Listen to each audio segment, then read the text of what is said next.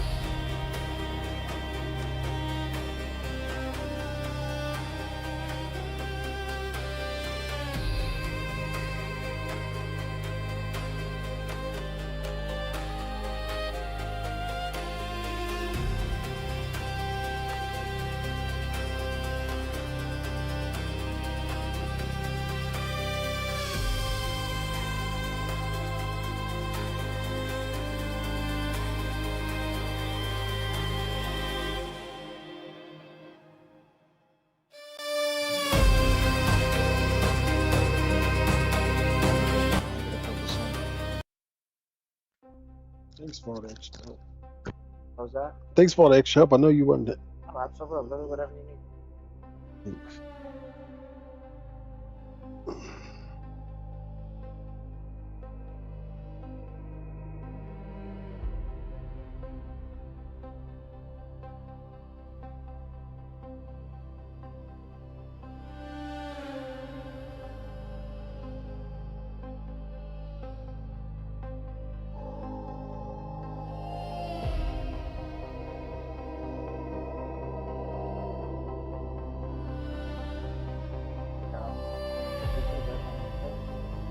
Walk out, walk through the middle aisle.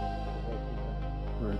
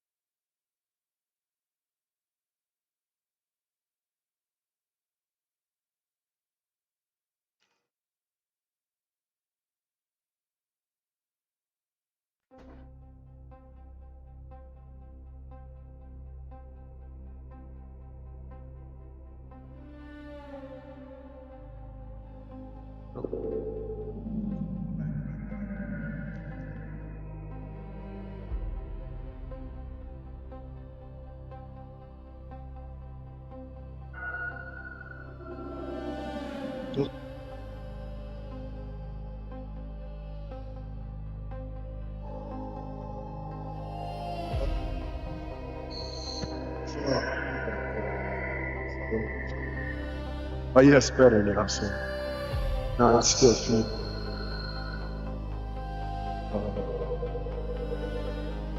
Let's turn it down. Let's turn it down. I don't have a clicker either. So.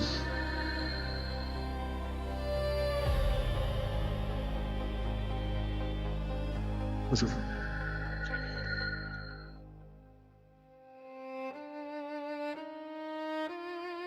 It's better now. So yeah.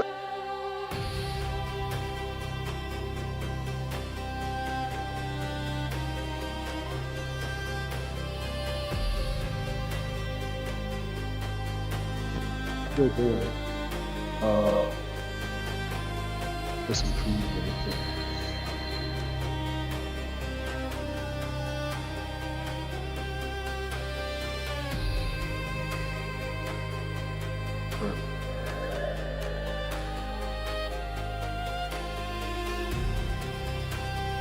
Just turn it off. Turn it off. Turn it off here. Turn it off completely. All right, let's use that. Go ahead. Is that open? It's working?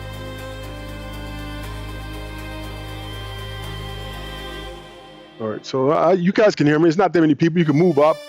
Sorry about that, but we can still pick it up on live though, right? You can't pick this up on live? Oh, yeah. So I got a loud enough voice anyway, but the live people hear it on the live stream? They should hear this if I just talk. Yeah. All right. So yeah, go ahead. We got a big moment tonight, and it only made sense to bring it to Atlanta. Day 3 of the Strategic Millionaire Tour, and this stop is special. Joining us live, in person, and streamed worldwide is Armando Pantoja, aka Tall Guy Tycoon, entrepreneur, master strategist, futurist, and mind behind the Strategic Millionaire. Tonight isn't just a book launch, it's a mastermind moment. This book, Strategic, 7 Laws of Wealth, Great Show you, isn't just cycle money talk. It's about leverage, positioning, thinking several moves ahead, and a world that's if you're in this room, it's because you know wealth in the next era won't be built by accident. It'll be built by strategy.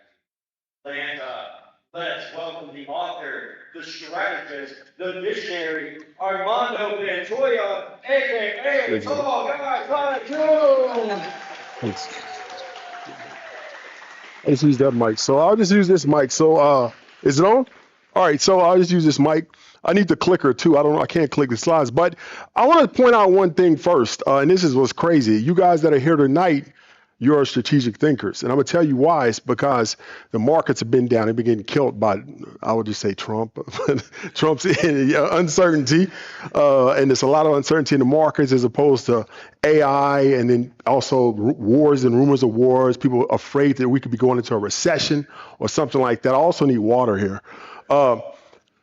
So it's caused the market to pull back a lot, right? So a lot of people are afraid. They're scared. They're pushing money into precious metals. And that's why there's not that many people here, right? So what's weird about what I do is that if the market was up, they would knock the doors down. If the market was at the peak, and I go through that with my business, right? Is I'll do events and they'll knock the doors down. We have to cut people off and make them go away when the market's up. When it's down, it's like 70% of people gone. And then when it comes back up in, let's say, 6 months, so it'll be the same thing again. It's so weird. You can see it if you follow me on Instagram. You see it in the live count, right? Every time I do Strategy Sunday, the market's up is 4,000 people. If it's down, 1,000. But that's the way people think. Those are the masses. That's the reason why they'll never have true financial independence, because they're acting on 100% emotion. Whatever the market's doing at the time, that's what they do. The only way you can get ahead is you have to be opposite of them. You can't do what they do. You have to be ahead of how they think. And that's what we're going to talk about tonight. Is the water over there? Because I just got off a plane, so I'm sorry about being late. But I just came in from Chicago, and I had some problems. So I'm a little late, and I apologize for that. Let me see. I got the clicker. So what we're going to do tonight is that we're going to read parts of the book, and I'm going to expand what's in the book to more frameworks on how to think the right way and how to think strategically. So let's get this going. So I want to say the masses, and that's the reason why the doors are not getting knocked down now. When the market's up, that's why people rush in, because the masses see the moment. Whatever's happening right now, that's how they act.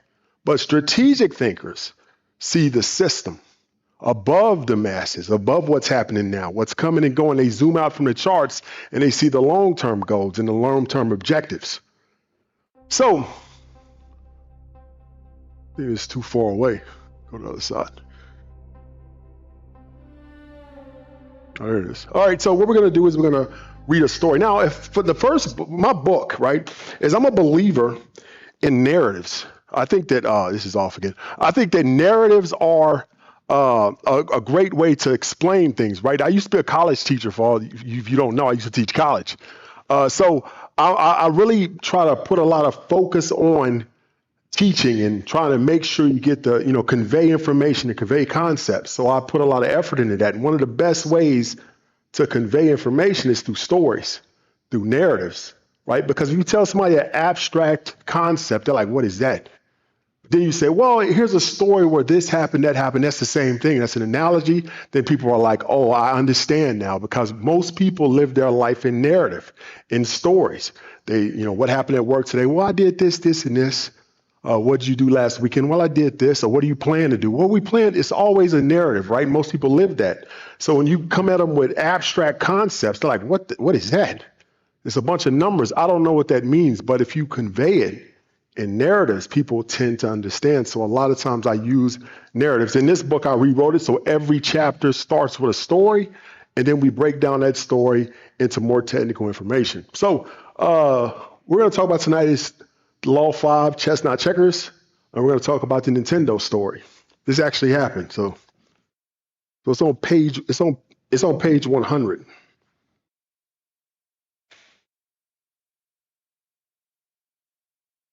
It's Law 4, adopted chestnut checkers mentality. And the quote here is that success is 20% skills, 80% strategy.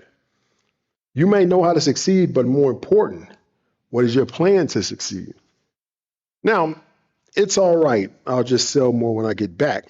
That's what I told my friend with confidence as I was spending more money than I've ever spent in my life, my second time studying abroad in Mexico. I felt confident, maybe a little bit too confident. The trip was expensive and my Pell Grant didn't cover all of it, but I wasn't about to let that stop me. A few months earlier, I got very creative. I started digging through eBay listings, researching high margin products that required low upfront investment. After days of searching, I stumbled upon a gold mine. Refurbishing 8-bit Nintendo system. Who remembers those? The big gray boxes? Yeah, it was a lot of money in those because they came out in the mid 80s. So maybe 15 years later, a lot of the people who wanted them as kids now it's like the same concept with Jordans now, right? Jordans. Reason why older men around my age get Jordans is because we wanted them when we were kids. We couldn't afford them. Now that we have the money, it causes the marketing that those things to blow up. It's the same thing happened with Nintendo. So Nintendos came around the 80s, 85. And a lot of people couldn't afford them. They were very expensive. So 15 years after that, when a lot of those people got the money and able to spend on what they want, they start buying Nintendos. So on eBay, they were going for $160 to $200 each. Now, let me read the rest of the story. So I stumbled upon a gold mine, refurbished 8-bit Nintendo systems. Yeah, they were selling for about $160 each. And I realized I could buy them at Goodwill for under $20. Restored simply meant opening the system, cleaning the components, and swapping out a 72-pin connector. That was a part that cost less than a cup of coffee. I bought 10 units, fixed them up, listed them, and they sold out in a matter of hours. Now, I was 19 when all this was happening, so just keep that in perspective. So I listed them, and they sold out in a matter of hours. So now I had $1,600 in my bank. So I took that money, doubled down, and went back to Goodwill. I had to go to several Goodwills because they didn't have it. And I had 30 more consoles. I sold them in a day. Before long, I was making like $1,000 a day, and this was back in 2000. I brought in some help to manage the workload, and for a while, I felt like I'd built a money machine. That was the first real money I've ever made. So when it came time to leave for Mexico, I didn't think twice. I assumed I could just pick up where I left off when I returned. I didn't hesitate. Rented a luxury apartment in Mexico. It still was expensive. Mexico's cheaper, but it still was expensive.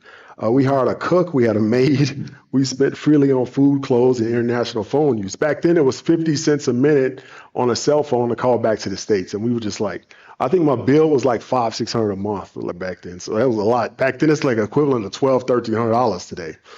By the end of the summer, my account balance was zero, and then it went negative. Still, I wasn't worried. I just said, well, when I go back home, I'll just sell more Nintendos. But when I got home, everything had changed. The market had caught up. Prices fell, competition surged, and the profits disappeared. What I discovered before I left was what was called a marketing efficiency. That's an advantage based on timing and information. The knowledge that once gave me the lead, where to find, how to refurbish, and how to reach the right buyers was no longer a secret. That loss taught me 2 lessons I'll never forget. Plan your next move while you're already ahead, and protect your profits when things are good. Easy money is often a sign that the system itself is off balance, and off balance never lasts. I thought I'd just sell more Nintendos. Instead, I walked away with a crash course in strategy, timing, and discipline. So that story taught me a few things. I didn't know it at the time. I just knew something was off. But I knew something was off. But over time, over the years, I realized looking back what it actually taught me. One was understanding incentives, and that's in all markets. If you're in stocks, if you're in real estate, if you're building a business, you have to understand what in what I'm doing could cause people to act. For example, if like somebody looks at my Nintendo listing, now how hard or how incentivized would somebody be to just copy what I'm doing? They're very incentivized, right? Because it's a high margin, easy thing to do. Second order effects, and that's very important, especially when you think strategically, is that for every action, there's a reaction. For everything that happens, there has to be a response to it. So you have to put yourself into, like when you're playing chess, right? Is that when you make a move, you have to already know how your opponent is going to respond to that move. If you don't know, then you're not playing strategically. You're just moving around. So every move you make in chess is always say, well, if I make this, he's going to do this, and he can only do this, or he can do these 3 things, or he has to move this because I'm going to do this next. That's what's called a second order effect. The initial action and what comes second after initial action, a response to that action. And that's in markets too. If NVIDIA goes up, what's going to happen next? ChatGPT blew up, what has to happen? Well, they need chips. That was a second order effect. Also in stocks is called, not always, but in that particular case, it was called pick and shovel strategy. Recognizing how systems themselves behave, especially the economic system. And the big one is anticipating human behavior. Now, those 4 things I learned from that situation because I didn't know what was happening. I just got back and I put up a Nintendo for sale and it wasn't selling. Then I went around and looked and all the prices of Nintendos had dropped to right above the cost of production. And that's what happens a lot of times too, is that when you run into what's called a market inefficiency, like we just talked about, that's when I have information or I have access that somebody else doesn't have. And so in a legal business, that's called a plug, because the plug has access to what? Whoever the source is, and he keeps that information away. And now he has that's a market inefficiency. Because he has information to the source, the people below him have to buy through him, and that's his advantage. If he gives up his source, he no longer has that advantage. And everybody's always trying to figure out what his source is, right? That's what happens in a legal business, but it's also true in business. If you have a source like in China or something like that, and I'm selling something to somebody else, that's based off of information asymmetrical information, or an information market inefficiency. So here's a framework to not allow that to happen. It's in the book, but I expanded it and dug deeper into it here. It's called the LEP method, LEP, right? So this wasn't happening to you. So when you get into stocks, crypto, real estate, or build a business or whatever, you have to understand these 3 things in order to not get blindsided like I did with the Nintendos. First is analyze incentives. You have to understand what the other person or your competitor's incentives are. In markets like stocks, right, you have to understand is that your competitors are other traders. And people don't realize this point is that your competitors are other traders. So if you and your friend are trading a stock and you both in it, he's actually your competitor, because eventually with any stock, any investment, they eventually go to zero. And it may not be for next 10 years, it may not be for 100 years, it may not be for 1,000 years, but eventually they all have to go to zero because the earth's going to end. So somebody at the end will be holding a stock that goes to zero, right? And that's the loser in that system. The winners are the people who bought all along, all the way up. At the end, let's say something has to happen. It could be, may not be in our lifetime, but eventually somebody loses in that system. That's how it works. So You have to understand who benefits on any investment. Like in ChatGPT, when it first hit, AI took off. Who was benefiting from that system? Where there was jobs, there was work. Who was the best position to benefit? What was NVIDIA? So that's how we were able to predict NVIDIA's rise. Then who controls the supply and demand of whatever you're doing? Now, this is the important one I really like, is to project second order. Understand what's coming next. You have to be able to explain what's going to happen after this initial thing. A stock goes up, like GameStop. Remember GameStop? Now, it went up during COVID. I think it went up from like $3 to like $500. And a lot of people didn't understand how that worked. They were like, oh, it's going to keep going up. And I was like, no, because why? Now, if we look at this framework, let's think about GameStop, is that once a stock goes up that high, what are people's incentives? To get as much as they can, and they have to, and now the competition part, the second order effect, you have to sell before everybody else sells because it's going to crash. So now everybody's holding, letting it go up. It has to be a tipping point where people start realizing, well, I better sell before everybody else gets out. Then once it accelerates, that's when you see that crash down, because everybody's trying to beat the next man, get out while they can. Second order effect. How would an average person respond in these situations like that? The average person will panic when they see it going down, and they're going to sell, and that's going to trigger more sales. And then that's the reason why GameStop crashed all the way down. And you also have to understand, how will a high-level person think? You have to understand how an average person who may be unsavvy, that's in an investment or whatever, how they're going to act. Then you have to understand how a high-level person will act, because you have to understand both of those. And hopefully you'll be a high-level person and you can understand that way of thinking. And the last thing is position early. You have to be in before the masses. Once everybody's talking about it, it's too late. You can't wait until, that's true for real estate, that's true for stocks, that's true for crypto. If you wait until the hype cycle, if we came here and it was full of people, that means the market's about to crash. That's almost predictable. That's what's so crazy, is that whenever it gets hyped up, the market's about to crash because of what's happening here. So, when you go into an investment, you cannot wait for confirmation. And what I mean by that, you can't wait for the news to tell you it's okay. You can't wait for the talking heads to say, well, you can't wait you have to move before, while it's uncomfortable, while people are still saying it's scary, you have to act in. And there's a way of thinking about that. And you have to move when logic is clear on your side, but before the hype begins, right?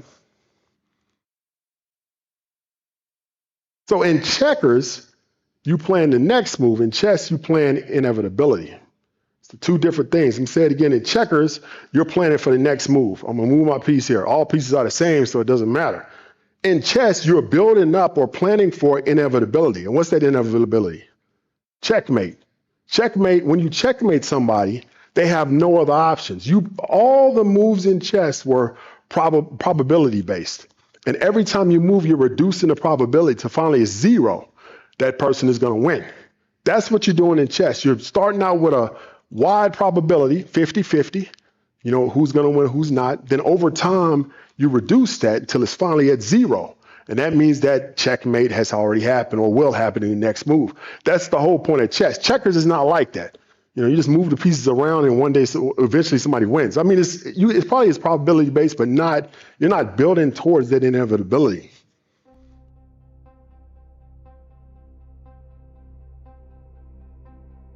It's not working.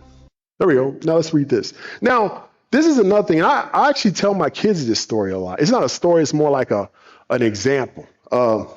Because my kids love this story, actually, especially my daughter, because it's an unfamiliar way of thinking about business that a lot of people, you don't understand it, but you don't think about it unless you've done these thought exercises. You don't even think about this. Now, and what this story illustrates is business, is how in business, most people think you got two ice cream shops, right? Or two ice cream stands or trucks. They're across the street from each other. The average person would think, well, whoever has the best ice cream is going to win. All right, well, that's a way you can win, and that does happen often. Then another person may say, well, whoever has the best prices is going to win. And they say, yeah, that happens a lot, and a lot of times that does happen. But there's other ways that people win in business, especially situations like that. And I want to talk about this in this next example. Chapter 5, page 104.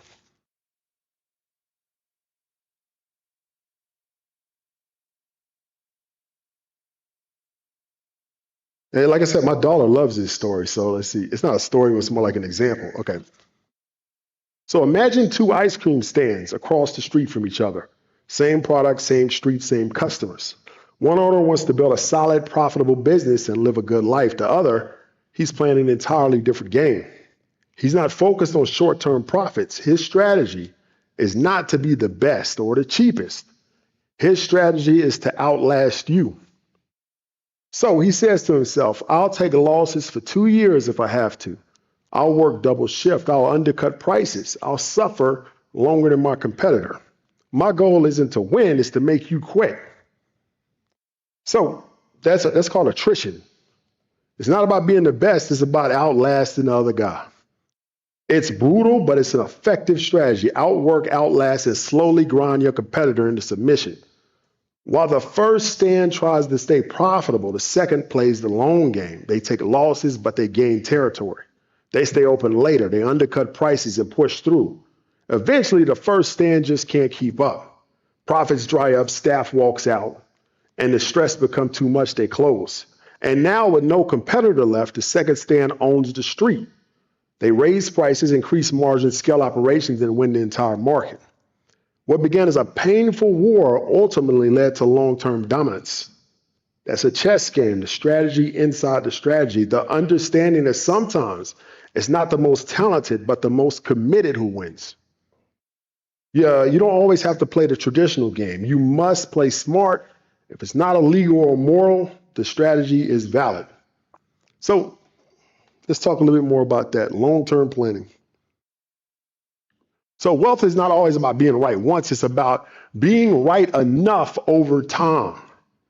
Not one you have to understand is that one particular investment does not matter.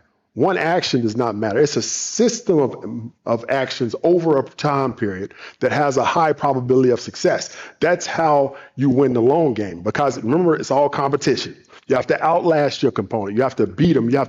They're thinking in days, you got to think in decades. You think 10, 20 years out, but this other guy's thinking a couple of weeks out.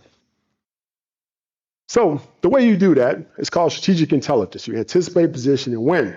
You have to recognize patterns. That's why in the book we talk a lot about cycles, adoption, incentives, and human behavior. And also extend the horizon. Decades, not days. Decades, not days. So in the book, I also have another example, and this is really helpful in understanding how to think about probability. I already got the answer up now, but let's just say you didn't see this. So, okay, we'll frame it like this. The average person, I'm going to explain the game first. You're walking somewhere, maybe downtown in a big city, and a guy like whispers to you and says, come over here, I got a game you can play. You say, okay. So you walk up and the guy has a single dice. Now, you're for certain that it's not a loaded die or anything like that. You know the game is fair. Let's make sure we know that. And the guy says, hey, you can roll this die one time. Cost $100 to play. But if you roll a 1, I'm going to give you $1,000. If you roll 2 through 6, I'm going to take your $100 and you can't play until next month. Now, the average person wouldn't play that game. Because why? You're going to lose. It's a 5 in 6 chance you're going to lose your money. But a smart person would play it because the probability of that game is you got a 66% edge, right? Because the payoff is so big on the first, number one, that it pays for the losses over time of 2 through 6. So if you could, let's say you came back every single month and you played that game, you would make a lot more money doing that than you would lose, a lot more. I think the return is like, I think it's 66%, 6% ROI over the year, which is ridiculous. The stock market average is like 9%. So that's the way you think about probability. One individual roll doesn't matter. It's about a mindset of rolling 100 times. And you apply that to stocks too, is that you say, and crypto, investments, thinking, financial decisions, all of it is based on probability. There's no such thing as certainty. I don't care who online talks about it. I know I sound confident sometimes, but I am confident because but I always say the number 95% right. I'm 95% there. I never go that last 5% because you don't know. Trump could say something crazy, or a war could break out. Anything could happen, and nobody's 100% sure about anything because of the uncertainty of the world. And because of that, you have to play on probability over time. So one individual role doesn't matter. It's about a mindset. In the short term, that game, if you go play that game, the first roll, and if you only play once and that's it, that's a luck game. It's all luck. Maybe you get it, maybe not. But if you play 6, 7, 8, 10, 20 times, now it becomes a skill game, probability. Because over time, probability always evens out. So over time, it's a smart move based on probability. One time is gambling. Same thing applies to stocks. I put my money in some stock I think is going to go up a lot. That's gambling. But if I do probability over many stocks over years that have a high potential for success, that becomes strategy and skill. It's a big difference. Time makes the difference. Time plays over time is what the difference is. So strategic intelligence, back to that concept, which I talk about a lot in the new book. It's the ability to see patterns early, think beyond the present, and position yourself before the shift becomes obvious. All right? There's something else I want to read in here. Let me see if I can find it. I don't think I put it in here, though.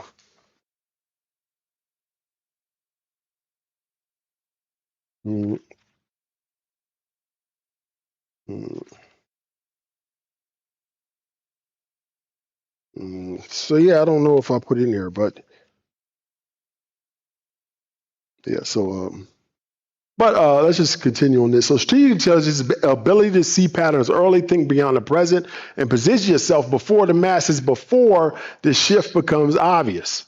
Once everybody starts talking about it, the media is horrible. You have to understand that the media is and it's not, I'm talking about in investing, not politically. I'm talking about just investing wise.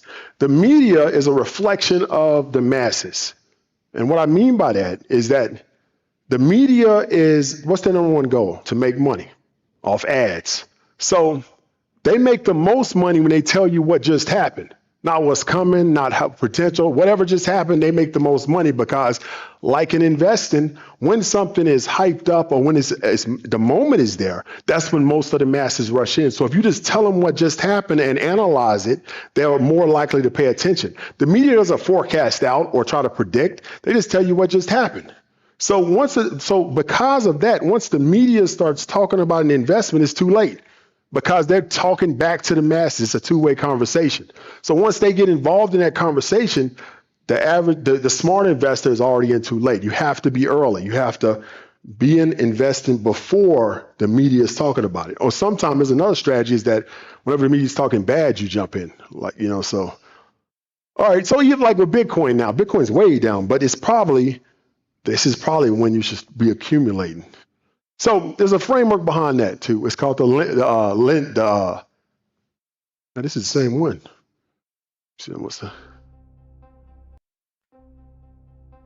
No, it's not. It's a different one. I'm sorry. That's the LEP method. All right, so this is the fifth framework, the LEP method, right? It's lens, edge, and position. And this is how you think over time strategically. So L stands for lens. That's time and patterns. Understand patterns. In the book, we talk about adoption patterns. We talk about money, how money flows in and out of a stock, how you can understand when to position yourself because of how money flows in. If we go back to the time horizons, who remember when AI first started? Like AI, not really first started, but got commercial back when ChatGPT really became mainstream in 2023. So who remembers venture capitalists and investors? It was on the news a lot. People talked about it. Anybody that came into a venture capitalist office and said the word AI, they got a bunch of money. Remember they were talking about how much investing that these venture capitalists putting out into AI? The reason is not because they're stupid. These people run models and everything. They're not stupid. The reason why they do that early when an innovation hits is because the returns are so high at that point that they can be haphazard. They could take $100 million, give $10 million to 10, whoever comes in, doesn't matter. And 9 will fail, but the 10th one makes so much money, it makes up for the 9 that missed. So in that situation, they just throw money at whoever comes in because the payoff eventually will pay for all the losses. Because if you're early, you can do that. Being early gives you that advantage. That means that small amounts of money turn into big sums later on. If you wait, it's too late. And one example we use in the book, I'm not going to read that, but I'll just talk about it, is who knows how to play Monopoly, the game, who plays it at family meetings and stuff like that. That's one of the favorite things we did as a family. When you play Monopoly, you sit around the table. Everybody has a chance to be a tycoon. You know, people cut each other's throat. It's fun, you know, like that, like lopsided deals, made up rules, you know, everything like that. Somebody parking, you actually get paid for landing on free parking or not. But that's part of the fun of the game. But if you look at the entire game of Monopoly, it sometimes may last hours, right? It's 2 points or the biggest potential is in a Monopoly game. That also applies to real life, but in Monopoly. At the beginning is when everybody has the same amount of money and it's an open board. Everybody, you can do a small thing at that time and it will pay off big later. But as the game progresses, people start buying up properties, making deals, solidifying. And then a second point comes to the game, the point of inflection. And what that is that somebody lands on Park Place and some dude got like the whole strip. He owes like so much money, he can't pay it. So what does he have to do? He has to sell all his assets at a loss, and he's looking around, hey man, you want to buy this? You want to buy that? I'll give you this. He's giving discounts. He's trying to get the money up so he can pay the rent. But that's what happens in markets. When markets fall, people are selling everything they have, hoping, people who are over leveraged. Remember, in Monopoly, this happens a lot. Some dude, he starts out buying up everything. He buys too much. And now he don't have any cash. Something bad happens. He's over leveraged. He has to sell everything. Now, in Monopoly, what happens? Everybody's making deals with him. But in the market, everybody's like, nah, I don't want those assets when they're down like that. But why not? Why do we think like that? Because in a down market, that's the same thing that's happening, is that people are selling what they have because they over leveraged too early. That's why when markets drop, that's exactly what's happening. And then we sit around and wait, and I don't know, it may not work out. Then what happens in the second move? Whoever was smart enough to buy that guy's assets at a discount, the power starts to consolidate, and eventually the winner becomes inevitable. And you already know this dude's going to win. It's no way you can beat him. He has all the properties, like 3 sides, he has hotels on everything. He's waiting for that one person to land on the last one. But that's what happens in markets, right? Is at the beginning, everybody has an equal shot.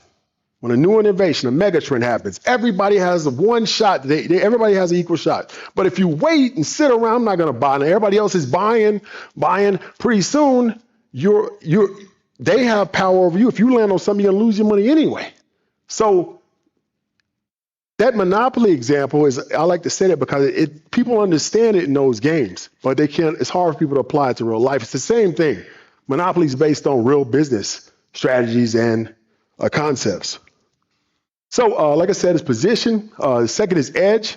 Strategy beats emotion over every time.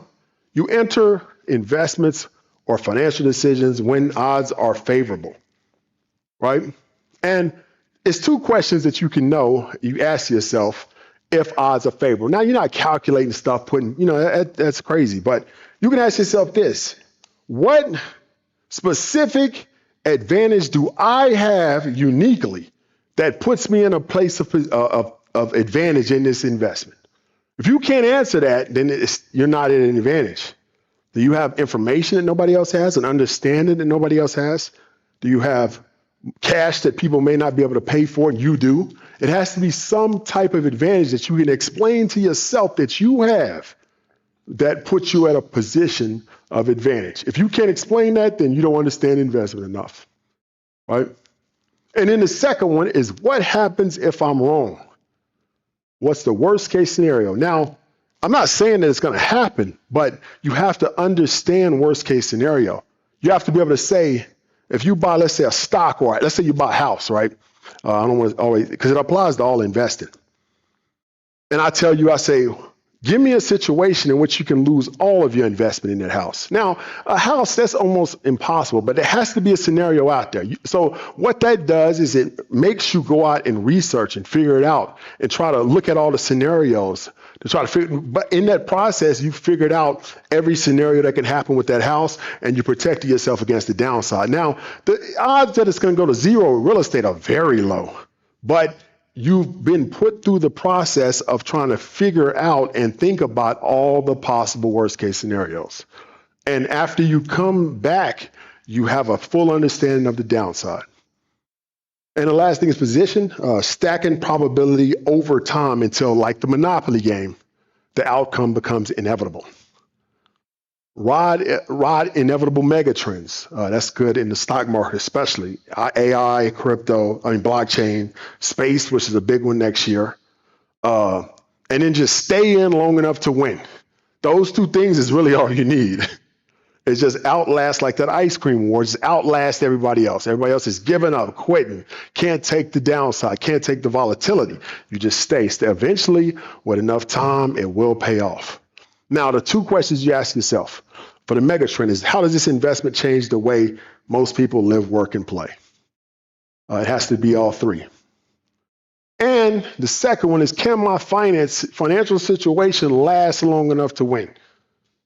Now, if you can answer those three questions, you position yourself in the right way. So, any questions? Again, sorry about being late, but yeah, any questions at all? It don't have to be about this. It's always hard at first. Somebody got one, then everybody else answer. So one person be brave enough to ask, and then there you go. Yeah, go ahead.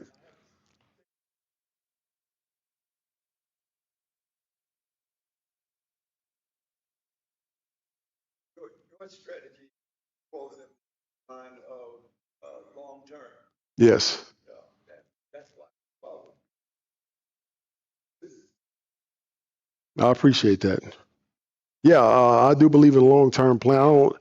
Sometimes you can take risk every once in a while. I do that, but it has to be on top of a base of a long-term strategy. Like you can take, like maybe like I see an option or something I could buy. I'll go out and buy it, but and I'm taking a risk, and I know I am a high-risk opportunity. But most of your base has to be long-term. Any more? None? Go ahead. I told somebody this last night. I said, the next 2 weeks will tell us, right? If nothing recovers, we're probably in a bear market in both crypto and stocks. But what could trigger it again is, so whenever the interest rates drop, it increases the money supply. And whenever the money supply increases, people take that extra money and put it in stocks, crypto, real estate, and more, assets. So that may boost the market up. But that's a temporary solution, because anytime you increase the money supply, there's always something else that happens, inflation. So inflation follows. So in that situation, I told people last night, is asset owners always do better in inflationary times. So you have to have assets. And my biggest fear about what I'm seeing is that every time they decrease the interest rate or put a bunch of money onto the economy, the wealth gap gets bigger. It gets bigger and progress, and then one day it's going to be insurmountable, and it's going to be a huge divide between the rich and poor. And whenever interest rates drop, and Trump's trying to do that, and money flows into the economy, the average person says, wow, it's great. I could buy a house at a cheaper price. But also that affects the amount that loans go out as, like business loans, and also to rich people. So what they do is they take those loans and buy assets with them, right? But the money in the economy causes inflation, right? So an income earner, you only get raises once a year. And your raise is never, like the dollar dropped 10.5% last year. Your raise didn't go up 10.5%. So now you're making less. The money you make for your job is less, and that affects all wage earners. But the asset holders, all their assets went up because of inflation, because now it takes more dollars to buy a house or a car or gold or silver. So the gap is getting bigger. Wages don't go up, but assets go up whenever money goes into the economy. If they keep doing this, it's going to be so big, it's going to be no middle class. So it's important to buy assets. Very important, I think. Go ahead.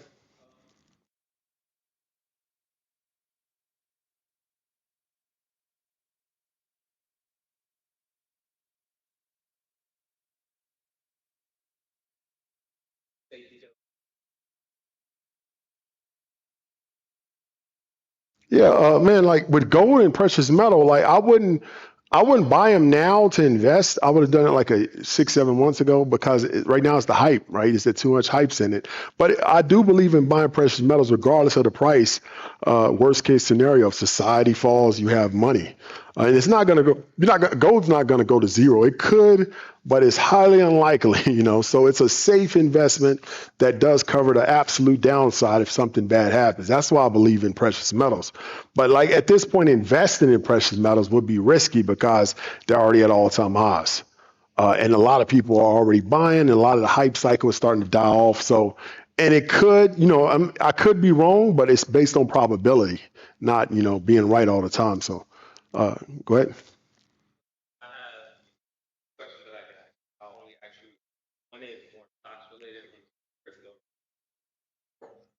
Like right now, because it depends on what is it? Okay, sorry about that. So what he asked is that what is go ahead. You can ask both. The crypto first. Yeah.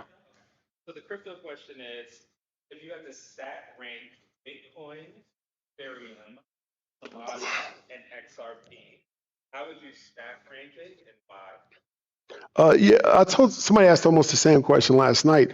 And whenever you call out stocks or crypto, whatever, every day is different. It depends on where they are right now, what the opportunities are. So something I said like 3 months ago may be different. I just want to make sure you know that.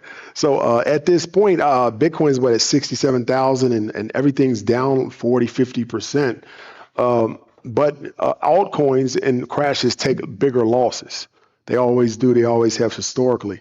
So Bitcoin at this time will be probably at the bottom because altcoins will recover. Whenever the recovery comes, it could be next month or maybe 2 years. I don't know at this point.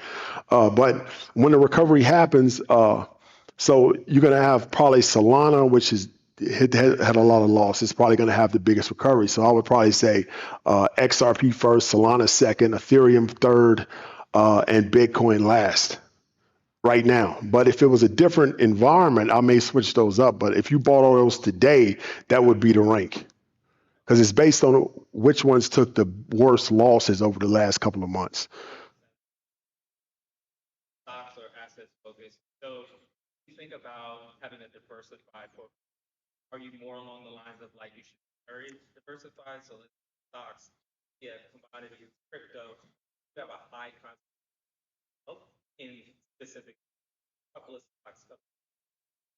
So that question is every person is going to have a unique.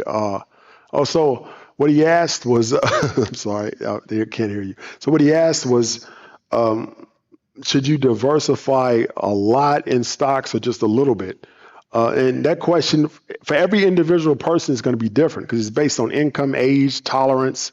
So it's never everybody. I can't say something for everybody, but if I were young, like under 30, I would just have it all in high risk tech stocks, all of it. Like if I was like 25, maybe a little bit in something long term. But if I was 35, you start changing that mix, it's that because you're getting close to retirement, and if I was 55, 60, I wouldn't have any of that.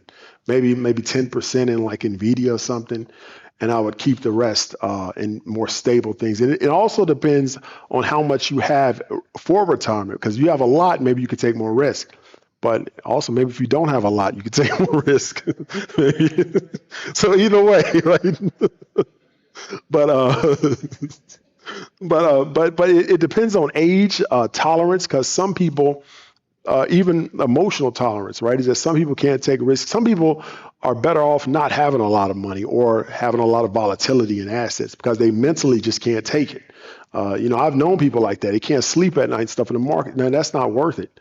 But just rule of thumb is that You should be diversified, but to the extent it depends on the person. Like me, I'll just tell you what I do is that in stocks and crypto, I'm more risky. So I got a heavy quantum compute. It's the four technologies I think is going to change the world based on compute, data, and energy. And it's heavy energy, heavy compute, NVIDIA, the backbone of computation, and it's also heavy data. So all that's risky. And I also have crypto. That's risky too. But the way I balance that off is that I also buy real estate and I buy it in cash. And then people say, why would you buy real estate in cash? Like you just take out these mortgages because I'm so risky on this side. The cash real estate purchase is a way to balance the risk out. That's a very low risk when you pay. I don't owe any money on it. It's mine 100%. And I don't have any debt service to pay. So because of that, the risk is very low in the real estate. But on the stocks and crypto side, it's higher risk. So that risk balances out over my life.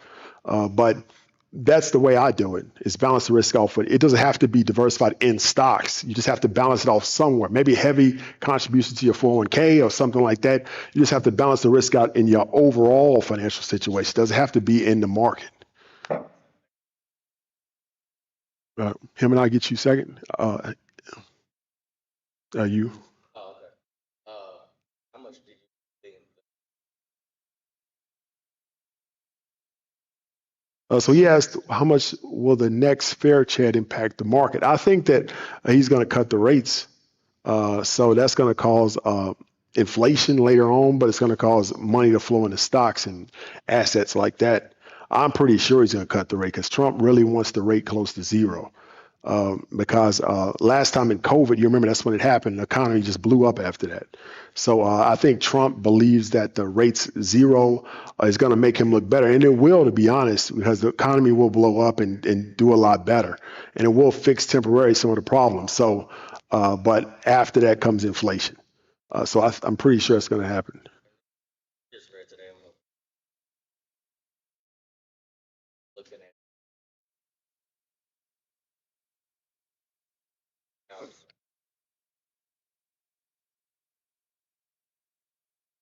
Yeah, what he asked was, there was a rumor by Jim Cramer. Jim Cramer said on his show that he heard that Trump is going to load the Bitcoin Strategic Reserve at 60,000. So when Bitcoin drops to 60, he's going to buy a bunch with U.S. Taxpayer dollars, and that's going to cause the price to stabilize. I don't know how true that is. Like, I don't know. But I mean, I don't know if I want taxpayer dollars going to that, but yeah, it's kind of weird. But it will stabilize the price for a while. But the thing about stuff like that is that it will stabilize it temporarily. But then if Bitcoin's in a downtrend, that is just like, if you look at the chart, it will go down and stabilize, but it will continue to go down. If there's a structural reason or maybe hype's out of the market or whatever the reason is that we're seeing stocks and crypto go down, that's not going to fix the problem. He can buy $1 billion worth and it just will temporarily fix it, but it will keep going down. I guess we just have to wait and see with that. Go ahead.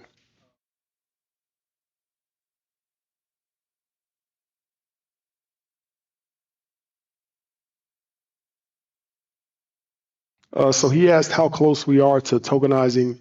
Next phase of blockchain is tokenizing digital assets. Now, some people may not know what that is, but tokenization is a concept in crypto in which because crypto already is divisible. So if I buy one Bitcoin, I can divide it down to millions and millions of parts. So that's divisible. So what early in the lifespan of crypto, they learn that they can use crypto to represent things like real estate, houses, paintings. And because this crypto represents this, we can break it down to smaller parts. Now, why would that be beneficial? Well, because some investments are so expensive that the average person can't buy it. Let's say, for example, painting. So like paintings, right? Like fine art. You know, fine art is one of the best investments on the planet. It's like a 35% year-over-year ROI. But the problem is that the ones that make the most or have the highest returns are like $10, $15 million of painting. So the average person can't pay for that. So one way to give access to the average person to these type of investments is tokenization. you would get a piece of painting. We saw that with NFTs a little bit, but it is more advanced than that now. But that's what we saw. Crypto would represent one particular painting, and then we break it down into 1,000 parts or 100,000 parts or whatever, and people can pay $5, $6 to own a piece of this painting. And as the value of the painting goes up, they also get the 30% year-over-year returns. So it helps smaller people get in, but it also increases what's called liquidity. Because paintings are liquidity, what liquidity is that if I have an asset, how hard is it for me to exchange this asset for dollars?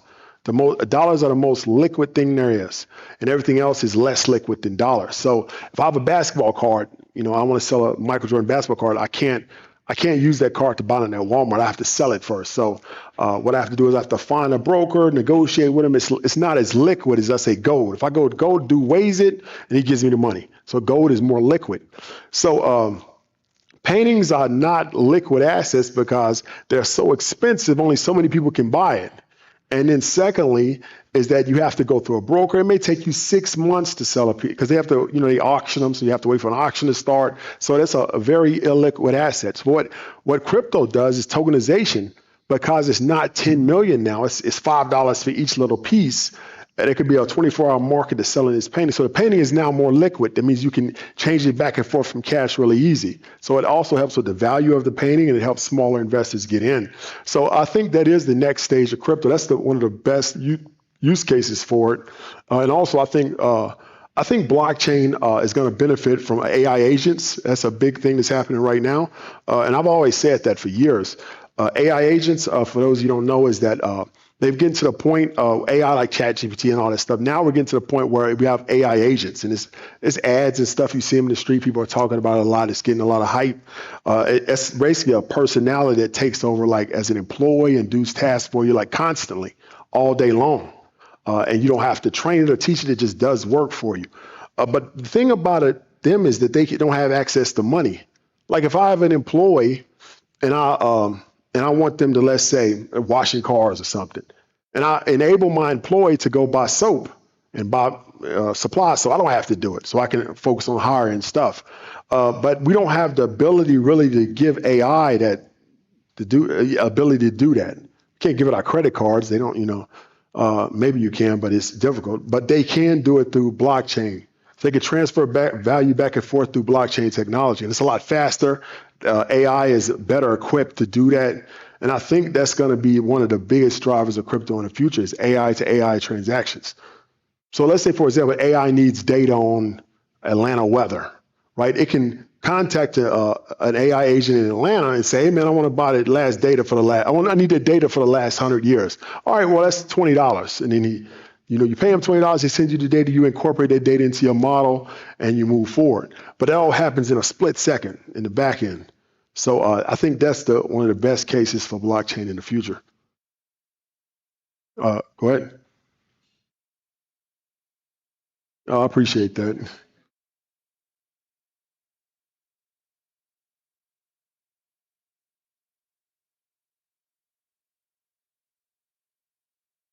Now, I'm going to say the revised one.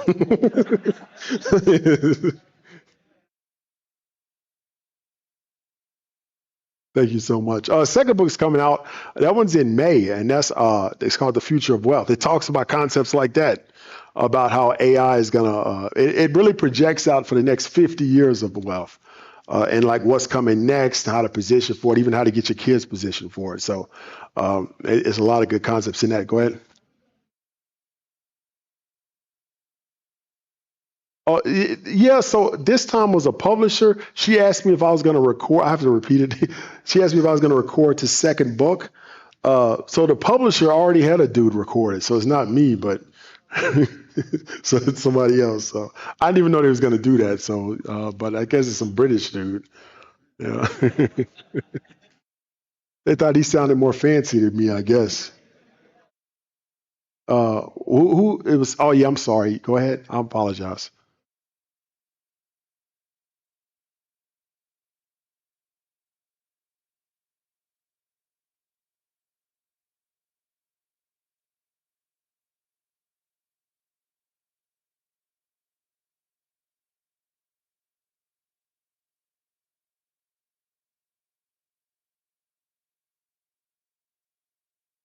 You have to watch the mega trends. And most cycles of technology is around 20 years anyway. So it's nowhere near a rotation for quantum computing. We're very early in these technologies. What's probably happening is like with the dot-com. If you look at the dot-com boom as an example, right? From 96 to 2001, there was a lot of money that went into dot-com. You may not be old enough, but she's like 25. But a lot of money went into, you look 25, so so a lot of money went into dot-com early on, right? And then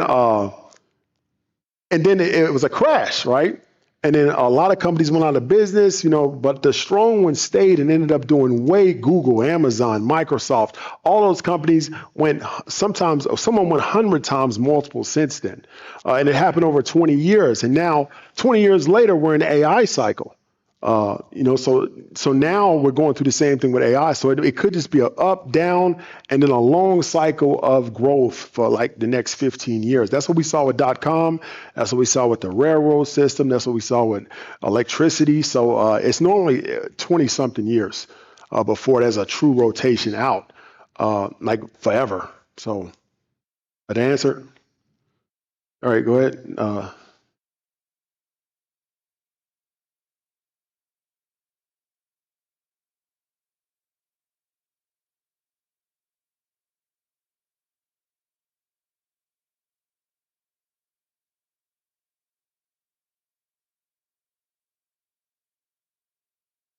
And this is my strategy going on.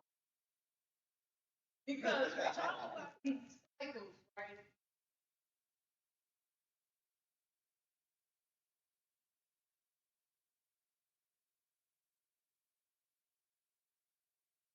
Like this, right there. Yeah. When they got to $3, I felt like I should have sold, kept the money in the wallet, dropped the key, re-entered off that. But I didn't because holding on to, the research I've done, listening, because I'm waiting on it to hit. Go down, I do buy more. Now, even with Bitcoin cycle, so I'm thinking because I also scout and swing trade, make more there than watching the Yeah. cycle. So everything off the apps, Exodus talking about the cold wallet, learned that from you. I got everything in Exodus, and now I'm like the government and the ways in terms of that maybe not to get there, stabilize some profit. So out Yeah, I'll explain that. So I gotta say it again for them. So I'm gonna try to condense that. So, what she's asking is XRP has been up and down a lot for many years, and she's worried about is she losing time. It's called opportunity cost. Is that when your investment's locked in something and it's not performing, you could have put the money somewhere else. So that's a loss really. Even if, let's say, for example, it went up, but you could have made money somewhere else as an opportunity loss. So that's what she's asked about XRP. But the second thing about all of that is that every investment you don't have to do extremely well with, right? Some investments are meant long term. Some investments are more stable. There's some investments like you're scalping and day trading are higher risk, but you're good at it, so you can make money. But everything can't be like that because even with scalp trading, even with day trading, is sometimes you're wrong. And then you can lose everything in that situation. But some stuff is just safer investment. I would see XRP as more down that line, as asymmetrical risk, a safer investment down the line. The other question you had is that why is it not moving? I guess why is it like this? I thought XRP would do better. That's one that I take a loss. I thought it was going to hit $8, but everybody, a lot of people said that, and the whole crypto market didn't perform like we thought. So I don't know what's going on with that. So what I think could be happening is that it's just a lot of manipulation. Because if you look at blockchain and how transformative it is, and then and if you really look at what happened this cycle, is that this is the first time ever that institutions, banks, and politicians have been involved. And it did not perform, like it doesn't even make sense. It almost seems like there's some type of manipulation to hold it down. Remember, politicians and banks, they think 10, 20 years out. So they'll hold it down for 4 years until they get their claws on it and then let it go. And they can do that. They have the power to do that through the ETFs and everything. So I think that's, if I had to choose something, I know it sounds like conspiracy theory. That's what I would think it is. It's some type of ploy to hold it down so they can control not just XRP, all of crypto, all of it. Because you hear all this news, you hear politicians, governments, everything, but it's not moving. Like, how is that possible? It has to be something to do with control, I think. But even if you try to control something, eventually it takes off anyway. It just delays the inevitable. So that's what I feel about XRP. Yeah, all right.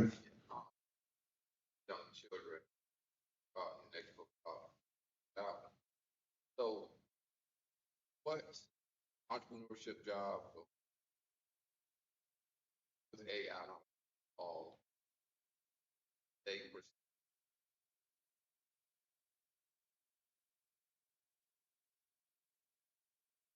Yeah. what So what he asked is that with the way AI and new technology and emerging technologies change everything, what are we going to do in the future, especially our children?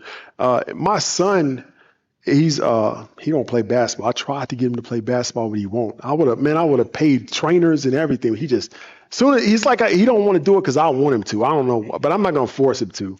My daughter plays volleyball. She's getting good. She's tall too.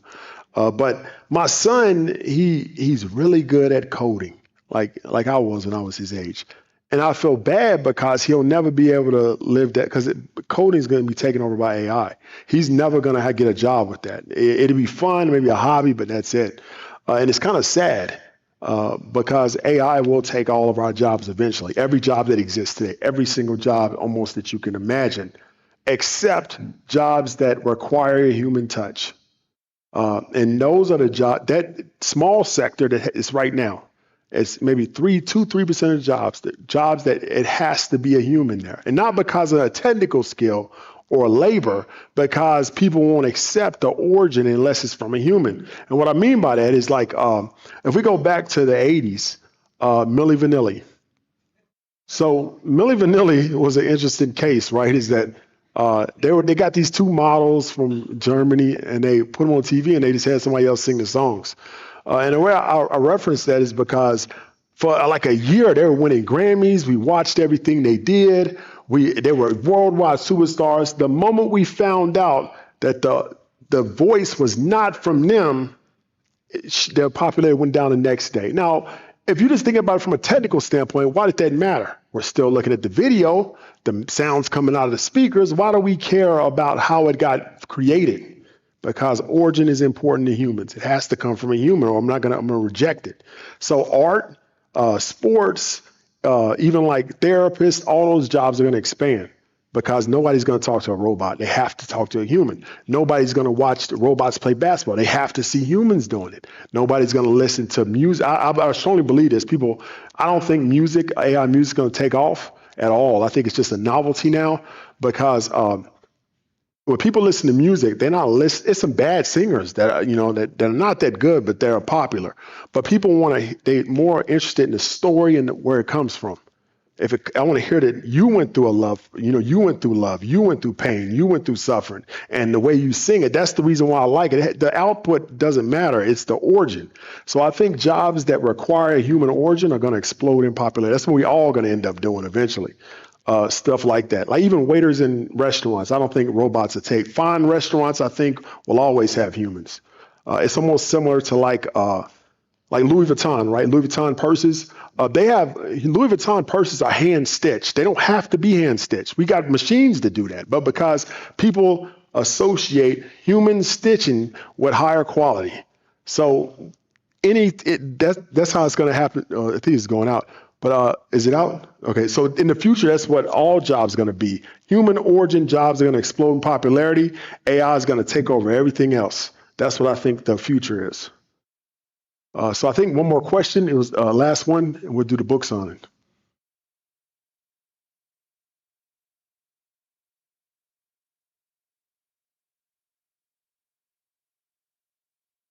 See, that's another manipulation thing, I think. If you look back at the history of crypto, as soon as crypto drops, what he asked was what China's ban in crypto. Um, what do we think is going to happen next? You know, China has banned crypto every single cycle since the beginning. Yeah. And right when Bitcoin starts first going down, they ban it. I don't know, every time. 2020, 2017, and I think 2013. You can look it up. Every time they do it, every single time. I think that's part of the manipulation. And then they unbanned it after, in like a year. They've done this. India used to do it too, but India didn't do it last time. But China's done it. I'm sure 3 times. This is the 3rd time. Maybe 4 in 2013, but I'm sure of 3 times. 17 or 18, 20 or 21, and now. This is the 3rd time China's banned Bitcoin in the downtrend of a cycle. So I think it's manipulation. All right, so I think we're going to do the book signing. We're going to do it. All right, so to the people online, I appreciate it. Thank you, guys.